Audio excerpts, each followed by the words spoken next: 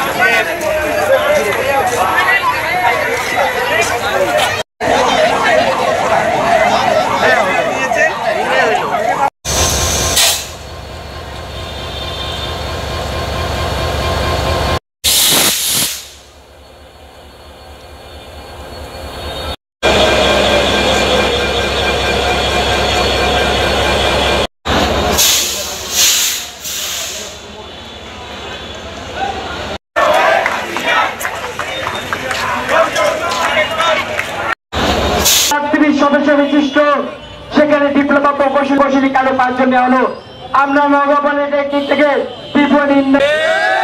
আমাদের লিখিতভাবে দশম গ্রেড থেকে 33 থেকে আমার চাকরি বয়স চলে যাচ্ছে, কিন্তু আমাদের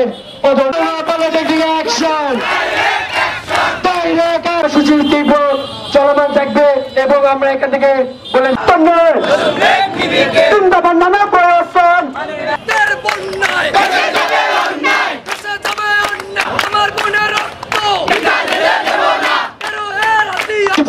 আমাদের ভাইয়েরা 2013 সালে এবং 94 ডিপ্লোমা প্রকৌশলী থেকে বিএসসি ইঞ্জিনিয়ারিং শিক্ষার্থীদের অযৌক্তিক 3 দফা দাবির পক্ষে পরিচালিত সকল কার্যক্রম রাষ্ট্র কর্তৃক অবিলম্বে বন্ধ করতে হবে। কারিগরি ছাত্র আন্দোলন বাংলাদেশে উত্থাপিত যৌক্তিক 6 দফা দাবির রূপরেখা ও সুপারিশ অনুযায়ী পূর্ণাঙ্গ বাস্তবায়ন করতে